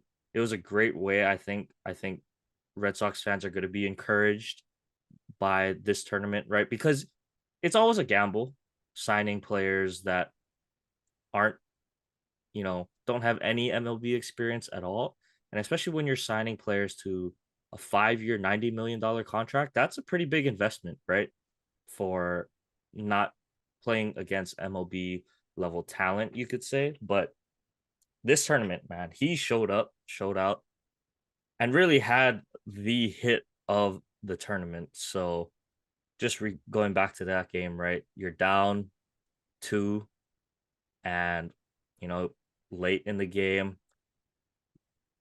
like that's the dream scenario for any hitter to be in. And Japan got their hottest hitter up there, and he hits the 3-run home run to basically pump life back into the Japanese team. Because as I was watching the Mexico versus Japan game, obviously I was cheering for Japan. I wanted them to make it versus the US. And then it's like there's no real winner or loser for me. I would be happy either way. But it was looking like, oh man, I guess Mexico's gonna go against the US, and Mexico had already beaten the US this tournament. So like, oh man, this is gonna be a tough matchup. And the reason I was really kind of negative throughout the game was in the fifth and sixth inning, right? Japan had bases loaded, back to back innings, couldn't score a single run. And typically, when it comes to tournament or playoff baseball games like this, right? When you have your opportunities, don't cash in, not even a single run, you leave 6 men on back to back innings, can't push over 1 run. Usually that's it. That's all she wrote, right? So I was pretty worried. I don't know, Matt. Where you think? I'm sure you're probably thinking something similar. Um, or did you not So watch it? You didn't watch I this game, huh? watched I watched this game. Oh, okay, you So did watch. you were cheering for Japan, but I was cheering for Mexico. But more on the side of I want the US to win. And I was like, who's gonna be an easier matchup for the US in the finals? Obviously, Japan, they're the champs now. But I thought US matching up with Mexico would have been a better matchup for them on paper. So I was like, okay, I hope Mexico can kind of shock the world here and pull off this upset. So I was like, okay, everything's pretty good. Like Japan, they couldn't get the big hit, the timely hit. Mexico was able to get the lead early, all off of two out hits, single, single, and then the home run. So I think that was really like the table setter for Mexico. They were able to get the lead early, knock Sasaki out of the game, who will be a Yankee in about Or a Dodger, 6 years, or a Dodger, or a Dodger. 5, 6 years. Roki Sasaki, I don't know, man. Sounds pretty good in pinstripes to me. But yeah, they were able to knock him out. So I was pretty encouraged cheering, for Mexico. And really, throughout the whole game, and even when Yoshida hits the home run, like I thought Japan was gonna strike. There was no way they were just gonna like get shut out or fold. They were gonna rally. And I kind of expected something to happen. Maybe not in that dramatic of a That was a fashion. huge hit, though, man. And it's like the way that he hit it too, right? I think that was a Low, ball, honestly. low It was change like up it was at the knees. down and in pitch. Just a great piece of hitting. It was Like a golf swing golf almost. swing, but it was just perfect. He caught all barrel. Yeah, just what a hit in that moment. And then when you're watching the broadcast, they showed the camera view, and then I don't know, was it Joe Davis calling the game? It was, Yeah, right? yeah. So then he was like, "It's gone." I was like, "Where's the ball?" I didn't even see it. They didn't even show the reaction or where the ball hit, but they said it hit the foul pole.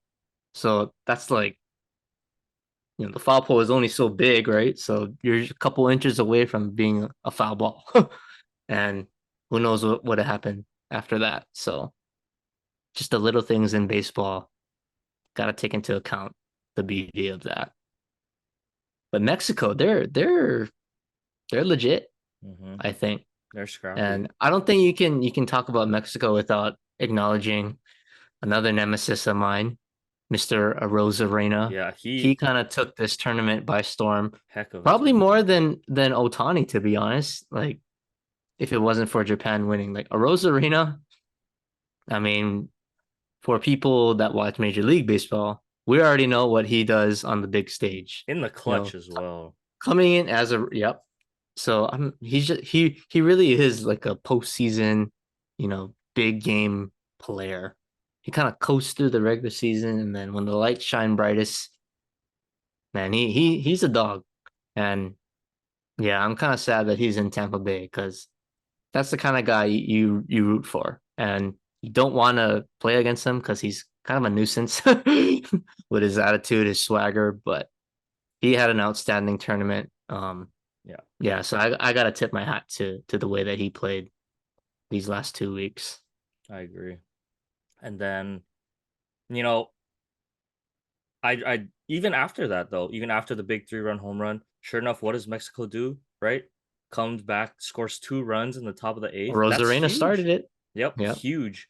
Right. So we always talk about in baseball, right? You want that shutdown inning. Right after you have a big rally, the next inning is the most important, right? You can't allow the opposing team to, get any momentum back because you take the air out of them that next half inning, then the momentum and the feeling, that feel, right, completely shifts to your side. But to Mexico's credit, they were scrappy and they got, 2 more runs in the top of the eighth. I thought that was really that was important huge. for them. But, looking back now, this is hindsight, of course, but they ended that inning, right, with the runner being thrown out at home. And so you're thinking, right, 2 runs. Oh, that's a pretty safe lead. You got, 2 innings to That's a go, good send by the coach. I right? think that was a good I think send. that was a good send. It's just Japan, and we'll talk about Japan, but their fundamentals is what they're known for, right? Perfect relay, hit the cutoff, perfect throw home, gets the guy out at home. And so it's the little things like that that Japan does so well. I think it really pays off for them in the long run and important games like this because really that third run gets pushed across. That's a 3-run lead with 2 innings left. Then the mentality really shifts, between three and 2 runs luckily Japan does get a run back there in the bottom of the 8th inning as well, right? So now it's only 1 run lead going into the 9th, right? You're able to stop Mexico. They don't score any more runs. And who else would you want besides Shohei Ohtani just hitting somewhere in the 9th inning, right? It seemed like almost scripted. He needed to get his chance, but I mean, he wasn't the hero necessarily in this game, but to start off the inning with a double, that just completely The shifted table all the setter. moment. Yep, shifted all the momentum. Went out and hit a changeup on the outside of the corner, pulled it to right center, easy like for a double, and then I was like, oh man, Mexico's in trouble now because I think you could kind of sense it, right? Hmm. They had all the momentum. They were finally starting to hit Mexico's pitching after not being able to. Next one is the walk, and then Murakami, who struggled a lot throughout the tournament. He was considered like the best player from Japan going into the tournament. I mean, he's what, 23, 24 years old, and he's won 2 back-to-back MVPs in Japan. So he's next up, right? But I was watching the game and with Wade, and I was telling him, if this kid is there's a difference, right? We talk about it every single sport, football, basketball, baseball. There's a difference between stars and superstars, right? And the superstars, no matter how much they're struggling, they want to be in that moment. Like the Kobe's, the Michael Jordans, you know, when it's time, when the lights are the brightest, right? That's when the superstars shine. And I said, well, we're gonna find out right now about this kid. Is he legit potential MLB guy, or is he gonna just be, a really hyped up Japan guy? Maybe can't translate it. I was literally saying this to Wade, and I remember the sequence of pitches too, because he got the fastball right, first pitch, fouled it off. I was like, oh, he was a little bit late, but I think he's seeing it now. But the second pitch he got, I think, was when I knew, oh, he's dialed in, because the second pitch was must have been a hard slider or splitter or something, because it started, just above the knees and sunk right below the zone, and he took it. Right, I you're think dialed in. Gallegos, yeah, Yeah, throws a curve. It was his curve. he's dialed in on the fastball. It looks, out the hands, right at the knees, but you can see it and it breaks below the zone. I was like, oh, he's dialed in because when you're struggling, right, you're not seeing the ball too well. You're looking for a fastball to hit. You're geared up for the fastball to hit, and sometimes that can get the better of you, right? So you'll swing over it. But he took that pitch. I was like, oh man, I think he's locked in now. Sure enough, next pitch, fastball. He doesn't miss it, goes to right, left center. Shohei scores easily. The Shuto, I think, the pinch runner The pinch behind him, runner. was Oh, he is flying, blazing had a speed. great read on the ball. I mean, he was right behind Shohei. Perfect base running, really, because, in that moment, you're not going to tag up from first base on a ball hit that far the other way, right? So you take the chance.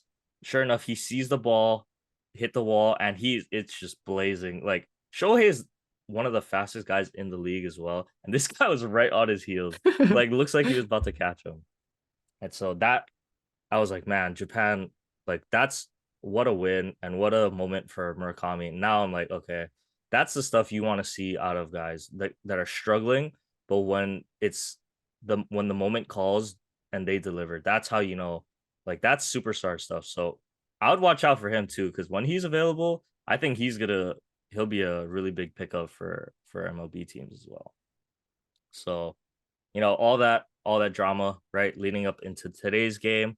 Of course, we get the Lars Newbar and the Cardinals, right? Arenado and Goldschmidt, and then of course the matchup everyone was looking forward to, Mhm. the Trout Ohtani. Oh, are we gonna get it? Is he gonna pitch? Of course they're gonna give it to us. There's no way they don't give it to us. But obviously now we know what happened, right? Japan ended up winning 3-2. Great game. But just overall, Matt, I'll give my thoughts really quick. I think it just came down to Japan better, little bit better fundamentals, and I liked their pitching approach a lot against the US hitters. And that's what we always say, right? Like, as good of a lineup you have, if you have the pitchers that execute their pitches well, sometimes that's all it takes. I mean, the US still had what, 9 hits, I think, to Japan's only 5 hits, but they couldn't piece together the big hits when it counted. Other than, Trey Turner, Kyle Schwarber. Trey Turner, by the way, I am so sick that we lost him. Is Mr. March now? Mr. He's Captain March, America now. I mean, just caught on fire the last 3 games of the tournament. Hit another big home run, jump started US early, and I really thought that would have given them the momentum to kind of, push this thing forward and keep it going. But to Japan's credit, US went pretty silent after that. That was kind of the Yep. big hit, and I was surprised, honestly, because I was thinking, oh man, here, like, all right, the floodgates are about to open, right? Trey Turner, time to start it off. But to Japan's credit, they didn't really, let the US get back to it. And like I said, Murakami, he woke up, right? Yep. He was ready for it. And sure enough, Merrill Kelly threw him a fastball, and He didn't he even look at where it went either. he He knew it tanked was it. gone. Second deck, right center, absolute laser out of the yard. So, now it's 1-1. It's like, oh man, here we go. Now it's time for uh now Japan's floodgates are about to open, right? And they get another run that inning. I believe, they did get to bases loaded. I think that was Lars. He saw Yeah, a soft Lars. ground ball to first base. He went kind of cold the past couple games after starting off really hot in the tournament. He still played pretty good defense, but that run ended up being huge that they were able to, you know, just credit to Team Japan as well, running hard, right? On a soft ground ball to first base, they were able to push a run across. Probably ended up being the difference in that game. And so, yeah. What do you think, Matt? Just kind of before we get to the last, inning, of course, the rest of the game. What were your kind of thoughts and comments on it? I would say from innings 1 through, let's say, 7, it was more about what the US didn't do. So I think they had, what did you say? They had 9 total hits in the game. Hmm. So they out hit Japan, but they had no hits with runners in scoring position. That that's the difference in the game. Like when you have guys in scoring position, you got to score them. Japan, I mean, I know they weren't great either because they had 2 solo homers and then that RBI ground out by Lars, but they had a situation, right? Bases loaded, runner in scoring position. They were able to at least get a run, and lo and behold, that's the difference in the ball game. So the US just way too many wasted opportunities. But to me, this was about Japan, and I think credit. I can't remember his name, the manager for Japan, Shohei's old manager, Oh but I yeah. thought he did a great job, and I don't know why guys don't do this more often, but he does not reveal at all the game plan, what's going forward. Because first off, leading up to this game, I think the whole world was assuming, okay, Sasaki throws the semifinals, Yu Darvish is gonna get the ball in the finals, and I'm sure the U.S. players were thinking, oh, Yu Darvish, like okay, it's Japan, but yes, Yu Darvish is Yu Darvish, but we know who that is. He's been in the league for a while. Hmm. And at the last minute, it's like, oh, he's not starting anymore. They're starting Imanaga, the lefty, and there's no tape on him. They don't know what he throws, and I think that's a great job by Japan, you know, recognizing that. And I think that was a key to me because as we saw, Yu Darvish in the eighth, he had a little rough stretch. Obviously, Schwarber got to him for one, but it wasn't a really clean inning from Yu Darvish, I think. So credit to Japan being able to recognize that and use that lack of tape, I guess, to their advantage. But yeah, the US, way too many wasted opportunities, from innings 1 through 7, you could say. Actually, I take the bet, the ninth too, but we can get into that. Yeah. So let's talk about that ninth inning. Like literally, I'm sure this will be all over baseball talk tomorrow, but you could not script a better ninth inning. I think just 3-2, 1 run ball game, and Shohei's coming in to close for Team Japan, and Mike Trout is getting in at bat. He's due up third. So it's literally the dream scenario. What we were kind of hoping for the whole tournament. We get to see the two Angels. Well, not at least they had a chance to win a championship in this kind of scenario because let's get real, it's the Angels. But anyway, we're gonna get to see the dream matchup. It's just how is the situation gonna look, right? You have um McNeil, who is the batting champ, coming in to start off the inning.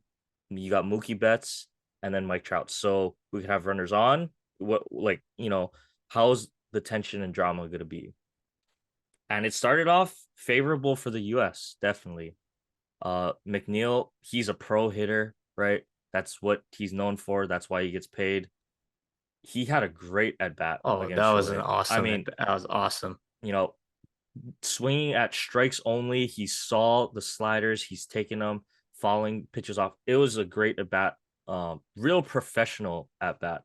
Exactly what you would expect from a guy like Jeff McNeil in that situation. Gets on, draws the walk, and next up it's my guy, right, Mookie Betts, who he had kind of been up and down throughout the tournament, but he had been a pretty consistent hitter, for Team US in that leadoff spot, looking to get on base. Definitely, you could tell he wasn't swinging really for the fences. He had two singles in that game up to that point, so I thought he was seeing the ball really well. Just not sure what he was trying to do, but he ends up hitting a ground ball, pretty firm ground ball to right to the second baseman to double up. And it's just that's the kind of thing, unfortunately, since Mookie has been a Dodger, hasn't had the big hit. He's had, in that World Series bubble run, the great defensive plays, great game-changing defensive plays.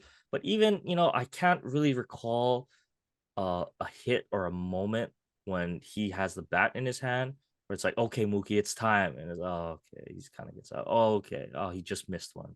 It's kind of He been had one. I think he had one. he had one. I don't know. I I think he can't had remember. one. The first year it was when they were playing the Rays in the World Series. As soon as they took out Snell, it was Nick Anderson came in, and I think he faced Betts was the first guy, and he ripped a double Oh, down okay, the line. okay, That yeah, was probably his, I would say, his biggest hit right, right, from what I can right. remember. Oh, yeah. When they took out Snow, when they took out Snow, everyone started hitting. But, um, But true. yeah. But anyway, that's a good point. But I'm just saying, like, big time, like walk off situation or it's time to get the big hit to put our team tie the game or something. And it's just, I mean, he's still a great player. I have 100% faith in Mookie.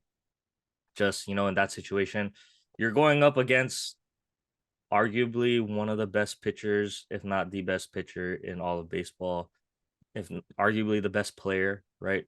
And he doesn't have to hold anything back. It's closer Shohei. It's not, no, I have to save myself for 5, 6, 7 innings, Shohei. It's I can come out and just pump for 1 inning. And you know, Mookie, he hits a double play. Kind of unfortunate because it took all the momentum away from the of Team USA, right? It's kind of okay. Well, now you really need a miracle, but it really set the stage, right, for all the dramatics. And I was saying it, I was thinking it as it happened. I recorded it on my phone, like the last out. But is that this is arguably the greatest like in game? I know it's an exhibition game, but when are you ever going to see an at bat like this? Just what it meant for the game of baseball. You know, two of the best players, I think people won't argue, two of the top five players in baseball. I would even argue two of the top three players in baseball currently at the moment, right? Going head to head in a meaningful game with their countries, you know, behind them. And it's like this is the dream scenario.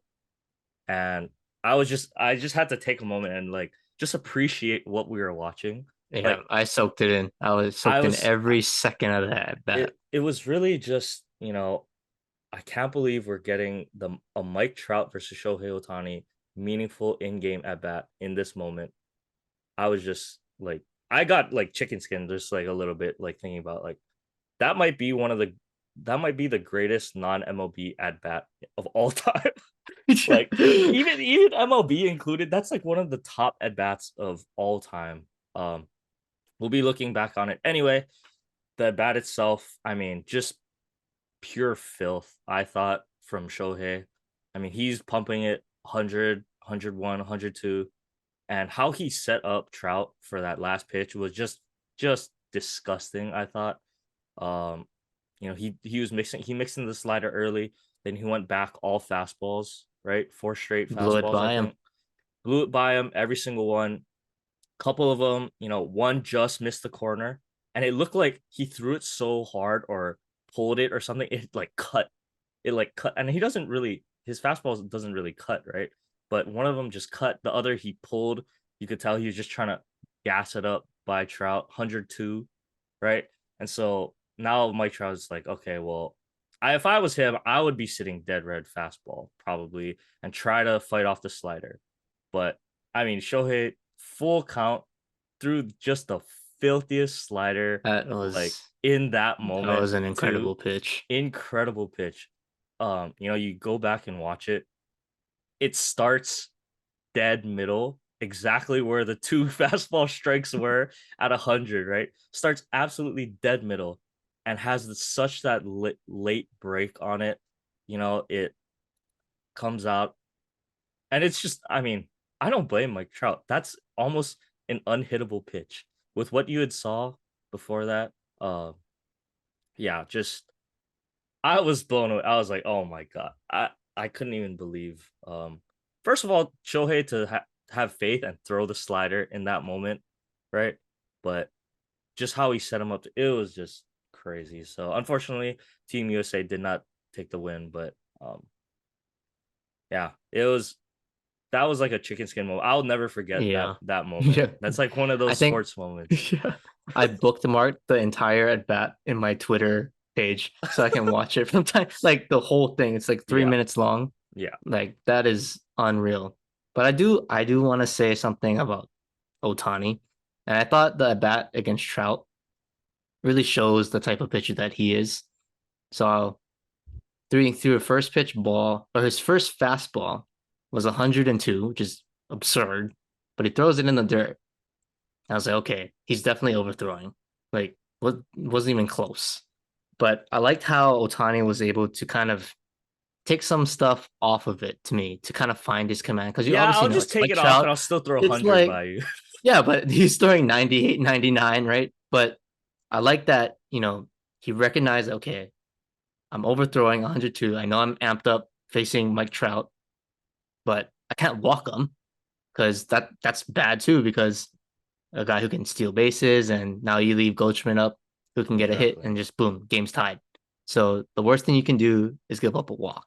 And I like that he was able to kind of gather himself, compose himself, and really find the strike zone again. Because I think that says a lot to me being a pitcher, being able to flip that switch within a pitch. It was like instant. So I want to give props to Mr. Ohtani for really composing himself, because I don't know how anybody could in that situation. That's a once in a lifetime situation you're not gonna ever get. So that was an all time at bat. I will say, Shohei, I don't know why you didn't throw the fastball on 3-2. I mean, I wanted to see some real fireworks, power versus power. So that was my only thing that I was like, why did he throw this? But I mean, he capped it off with a pretty nasty slider, so I Yeah. really shouldn't be complaining. But I was like, damn, why didn't you throw, 101-mile-per-hour fastball and let Trout, By him. Yeah. take a swing? And that would have been absolutely epic. Yeah. But Yeah. that wasn't it that to remember for sure. Yeah. All right, well, let's just recap the tournament, I guess, now. So I thought this tournament, and we talked about it a little bit before on our last pod, but I think this is great for baseball. The WBC really, and this year especially, showed me how much the game has grown, and you can even say the past 20 years, right? Um, the skill level is so much closer than it was before, and I'm just really glad because we had all the stars playing, right? It's kind of like in the Olympics, right? When the basketball, you know, before the Redeem Team and the Dream Team got going, it's not really the big names. We had all the stars, proud of their country, and the fans and the viewership the games were getting just across the board. It really showed, I think, the MLB. I hope it showed the MLB that, you know, yeah, okay, ratings might dip a little bit, during the regular season, but the game is so global now. You don't really need to change a ton. And we'll see how this impacts the regular season with the pitch clock and all the new rules and stuff like that. But I think the viewership was going crazy. I know in Japan there's like 90% of the TVs were watching the World Baseball Classic in Japan. They Just had like multiple broadcasts on the game too. So crazy. It's so ridiculous. Like, so the game yeah, is growing. I think the tournament overall was a success. There are probably some kinks they can fix, like the formatting, scheduling, maybe do it a little bit earlier so that, players can maybe choose to rest or do whatever they can, before the regular season starts. That stuff I think can get figured out. The injuries, I mean, it's kind of hard, right, to prevent injuries, but the way I see it, like you're playing meaningful baseball, getting meaningful reps in. Is it so different from playing spring training? Because I think it's better practice, but I agree. obviously you don't want that maybe intensity on your pitchers, right?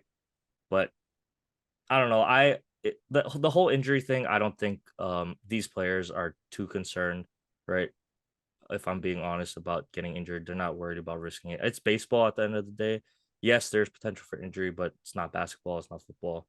Um, I'm just really glad it worked out. But yeah, Matt, I think this needs to keep happening. I think the tournament was a success for baseball, and I'm really happy how it all played out. It was like perfect because I think it's really good for our game, and going to bring a lot of excitement moving forward. So, um, I think it's good too that the main superstars are already saying, "Yeah, I'm playing the next tournament in 2026." Trout, I know Mike Trout Trout said that. already committed. Ohtani already committed. I think even guys like Mookie Betts, Nolan Arenado, they're saying, all these other guys, come play for Team USA. Like, wouldn't you rather get an at bat in the WBC versus, I don't know, in Fort Lauderdale in Florida in a Exactly. meaningless spring training game? So, yeah, I think with the early commitment, I guess you could say by like Trout, Shohei Ohtani, that should encourage, big name guys to come out for this next tournament. So I think it's going to be just as good, if not better, in 2026 is the next one.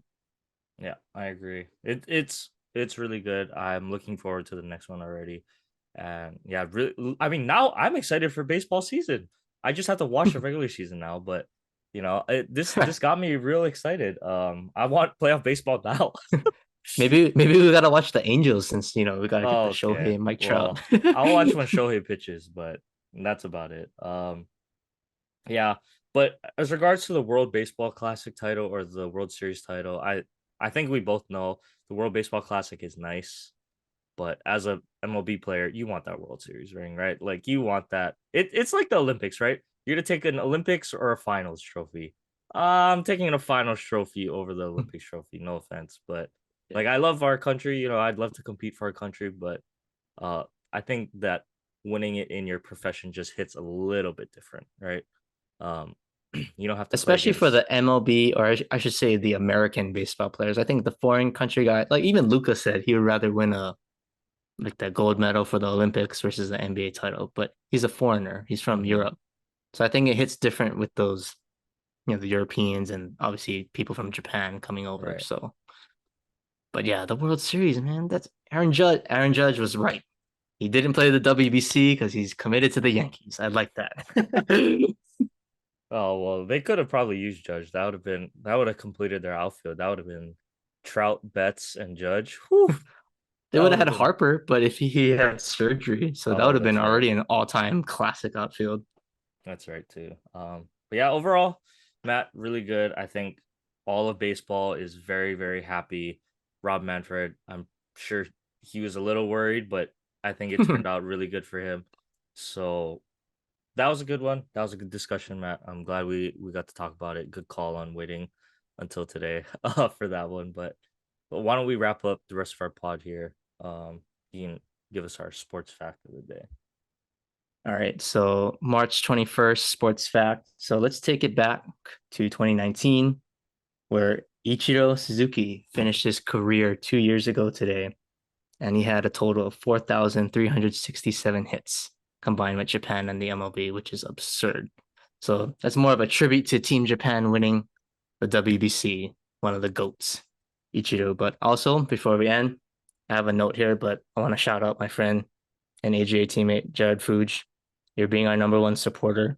We love all our fans, but he was a guy that has been committed for us Really? since day That's one. So, dope, yep, dude. he was able to follow the clips and he was like quizzing me on all this stuff. So I was like, wow, that's he gets a special shout out from the Oh, fan and the shout out to fanatic. Jared. I want to meet him now.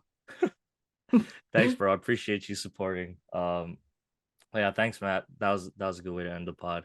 We'll be back next week to talk some college basketball, so stick around for that.